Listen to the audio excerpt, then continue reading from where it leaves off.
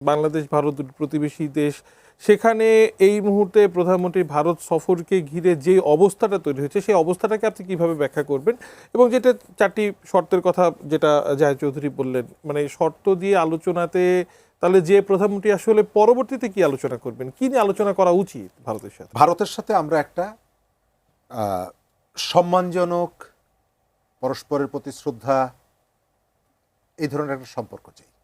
ভারত যদি কেবলমাত্র বাংলাদেশের আওয়ামী লীগকে সে নানাভাবে প্রণোদনা দেয়, তাহলে এখানে সম্পর্কটা স্বাভাবিক হবে না। কারণ এখানে আরও অনেকগুলো স্টেক হোল্ডার আছে, রাজনৈতিক দল আছে। সুতরাং কেবলমাত্র একটা রাজনৈতিক দলের সাথে ভারত যদি সম্পর্ক রাখে, সম্পর্কটা স্বাভাবিক হবে না। এক। দ্বিতীয়ত, প্রধানমন্ত্রীর সফর ঘিরে যে ধরনের আলোচনাগুলো হচ্ছে, আমি মাঝে মাঝে অবাক হয়ে ভাবছি যে আমাদের ফরেন পলিসি কি কেবল কি ভারত কেন্দ্রিক কিনা। আপনি এই সময়কালে আমাদের যে পারস্পরিক সংযোগগুলো আরও বিস্তৃত করা দরকার, আপনি সেই আলোচনাগুলো কোথাও শুনছেন না। মিয়ানমার ইতিমধ্যেই এক ধরনের ক্যাম্পেইন শুরু করেছে যে তারা মাত্র 3.5 লাখ রোহিঙ্গাকে ফেরত নিতে চায়, বড় অংশটা সে এখানে রেখে দিতে চায়।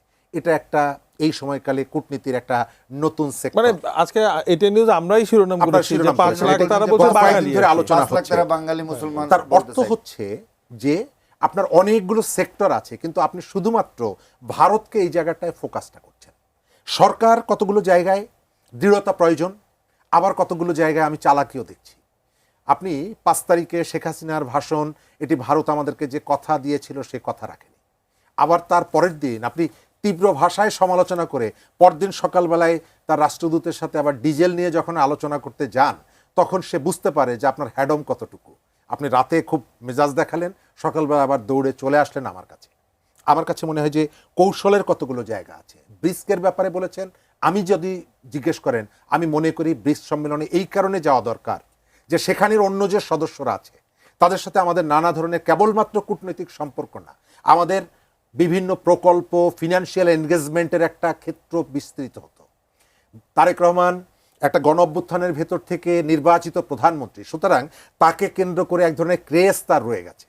এই সুযোগে, এই উপলক্ষে তিনি আরও কতগুলো দেশের সঙ্গে একটা সংযোগ তার তৈরি হতো। কিন্তু যেহেতু ব্রিক্স আমেরিকার একটা কাউন্টার ফোরাম হিসাবে গড়ে ওঠার চেষ্টা করছে, সেই জায়গাটায় আমেরিকার মনোভাবটা কি, এটাও আমার ধারণা যে সরকার বুঝে তারপরে তার হয়তো বা